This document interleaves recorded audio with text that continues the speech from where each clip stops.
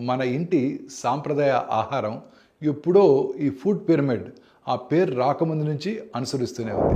కాలానికి దొరికిందే తినటం, మితంగా వండటం, సరళంగా జీవించటం, దాన్ని శాస్త్రం అని పిలవకుండానే ఆచరణలో మనం పెట్టుకున్నాం. దీని గురించి వాళ్ళ కొంచెం వివరంగా చెప్తాను. ఫుడ్ పిరమిడ్ అంటే చాలా సింపుల్. రోజు ఎక్కువ తినాల్సినవి కింది భాగంలో, మధ్యలో మితంగా తినాల్సినవి, ఇక పైన అప్పుడప్పుడు తినాల్సినవి అని భావించే ఒక చిన్న చిత్రం. కింది భాగం రోజు ఎక్కువగా తినేవి అంటే కూరగాయలు, ఆకుకూరలు, పప్పులు, రాగి, జొన్న, సజ్జలు, బియ్యం లేదా రొట్టెలు. మజ్జిగ, సాంబారు, రసం, కూరలు, పప్పు, కిచిడి ఇవన్నీ కూడా రోజు తినేవే.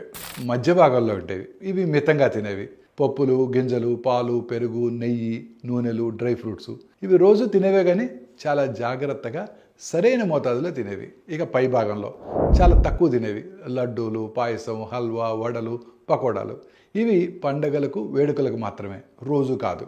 ఇప్పుడు కాలం మారిపోయింది. ఈ పిరమిడ్ తలకిందులైంది. తీపి పదార్థాలు, ప్రాసెస్డ్ పదార్థాలు రోజు తినేవి అయ్యాయి. ఇక కూరగాయలు, ఆకుకూరలు ఒక్కోసారి మాత్రమే తినేవి అయ్యాయి. దీనివల్ల చక్కెర వ్యాధి, బీపీ, గుండె సమస్యలు కూడా పెరుగుతున్నాయి.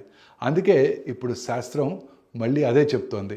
మన పాత సాంప్రదాయమే సరైందని, సమతుల్యంగా తినటం, మితంగా తినటం, ఆహారానికి గౌరవం ఇవ్వడం ఆరోగ్యానికి చాలా మంచిదని.